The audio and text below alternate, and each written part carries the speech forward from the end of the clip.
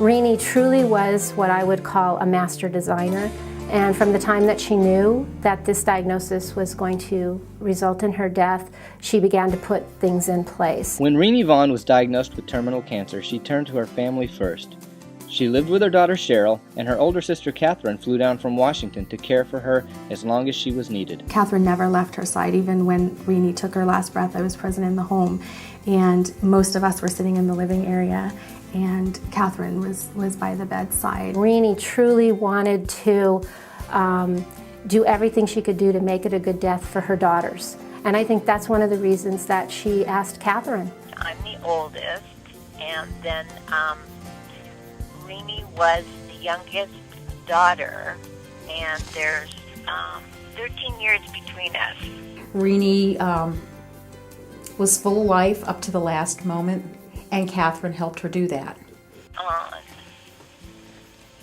the 6th of July, she said,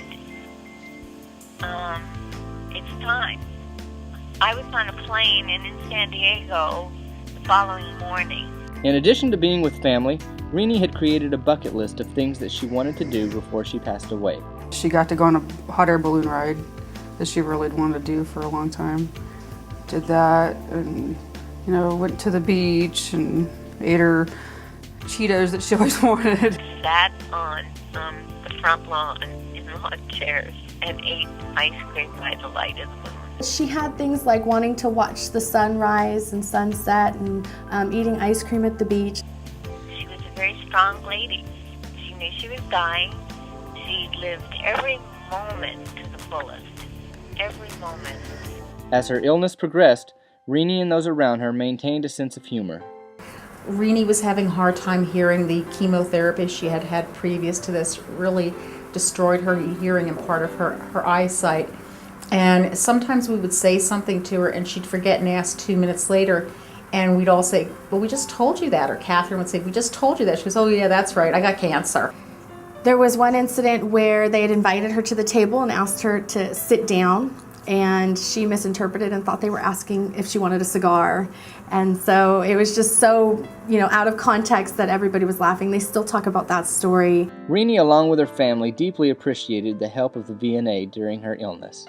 They became extended family almost instantly. They were all there, once stuff started happening within that week, and they told us she was actively dying. It was a really big help to have everyone here and explaining the process and what's going on. I know for myself, I could have never done it without them.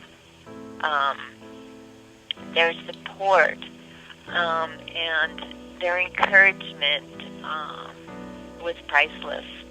I'm glad she chose to stay here and just seemed to grow closer together and talk a lot and more cry a lot. But really with this family, what they did is they went and they addressed the emotional.